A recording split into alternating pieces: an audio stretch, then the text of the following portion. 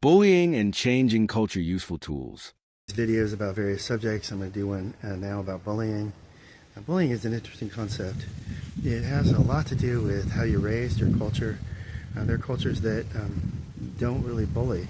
It's interesting. In our country, our culture, bullying is very common, and there's some ways to combat it. The first is an understanding of what's called validators and invalidators. Now, validators make you feel good. You're talking to somebody, you just feel really good when you're done. It's because the person treated you with respect and validations.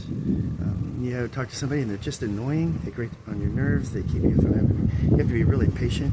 It's because they're using invalidators. And those invalidators are designed verbal tricks, mumbling, saying something negative, criticizing somebody. I'll give you an example in a minute. But they're just basically, you can tell you're with an invalidator if they're annoying, or if you feel less about yourself.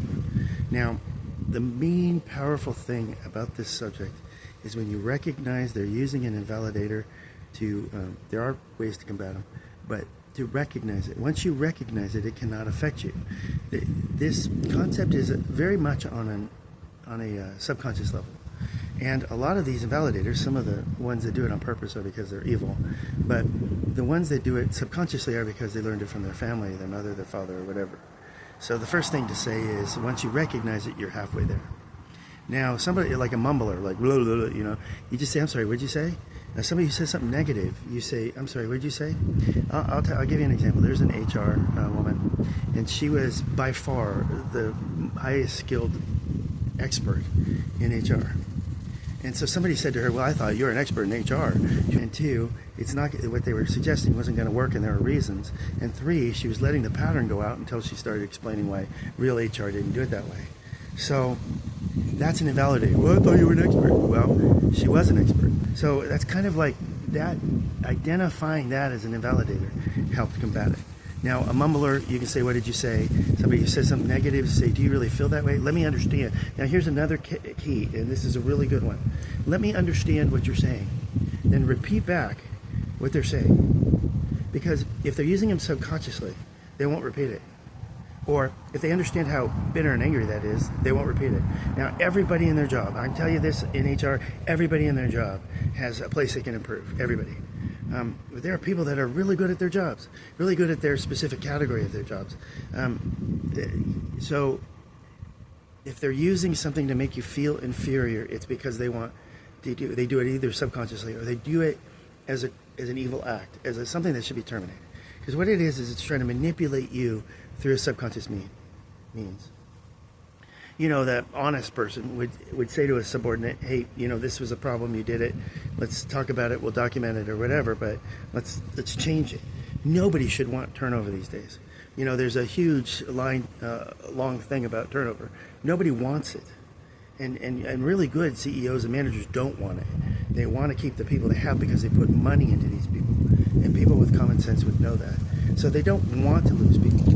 They either lose people because the person won't change, or because they have no choice financially, or because, so there's reasons why. And what you need to figure out is, why isn't this person using a more direct means? And I'll tell you why. Because those two concepts are bullying. It's a manipulation tactic that should not be allowed in companies. It's expensive. And there's some seminars about this too that are pretty good, where the best way you can change a company's culture is by changing those around you and how you treat each other. And by being direct. If that person's rude to you, say, "Look, that was rude. I don't care. I like you. Let's just keep working together. Be positive." That's a great way to actually change the culture. They say if you can change 7 people in a company, you can change a company.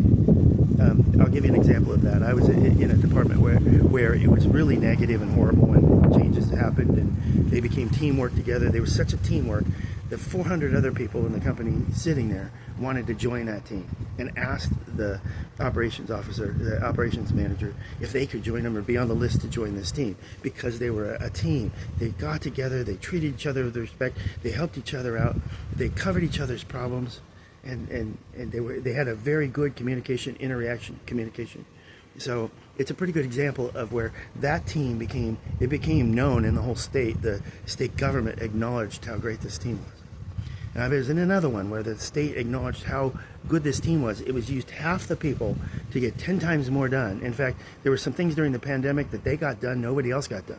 the state acknowledged how great a team they were. That's what you're really looking for. And I'll tell you, it makes your life so much easier, makes your day so much easier. Now, here's one of the things that goes against the team, and that's aggressive behavior.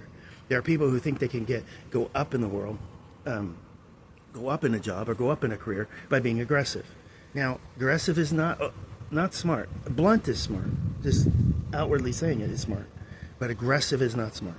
What's smart is collaborative, they call it, and it's part of being back part of the team. Now, they want to move up or they want to keep their jobs. Sometimes it's because they're afraid of losing their jobs.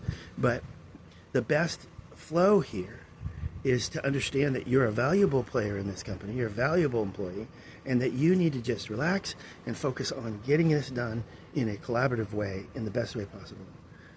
So there was a man he was a manager, he was massively successful, part of a chain, and the company wondered why they sent vice presidents to go talk to the manager.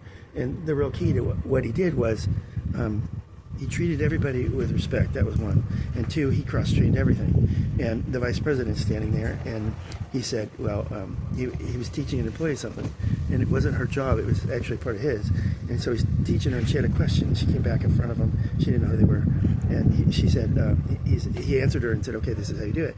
And so the vice president of this huge corporation said, you're not allowed to teach her. And he goes, I teach everything to everybody. I want everybody to know what's going on. And so someday when they leave this company, they'll actually, have more skills.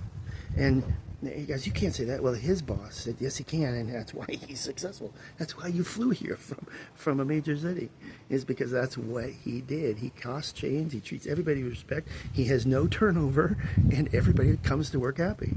And their customer service is through the roof. And that's another thing. Almost no company on earth doesn't have a customer service issue. So you have to watch that too. Customer service is number one. But he says that's why they didn't have turnover. That's why he doesn't have strife. And he covers, that's why he doesn't, all this good stuff, positive stuff. That's why you're here. So I just wanted to give a little touch of bullying on purpose, bullying on accident, bullying because they're insecure, bullying because, okay, so somebody's insecure and they're bullying you. You can validate them. Use positive words. That's the best way. Happy, friendly, positive words if they're trying to bully you. That's the best way. Especially if it's by accident, especially if it's because of some fear. That's the best way. So bullying is a little more complicated than just somebody being mean, and that has a whole nother textual problem or situation. So I just wanted to kind of run this by you guys. The team is number one. It's most effective, most cost effective. Treating each other with respect and not as underlings is very, very cost effective. Everybody is equals, and if they don't know it, teach it. If they don't want to learn it, then you have a thing for HR. Then you have an investigation for HR, but have plenty of correction, plenty of conversation. Ask them how they feel. As a supervisor, that's what you need to be doing, finding out what the problem is and fixing it. And that troubleshooting will help you grab and cement a team that will make you award-winning.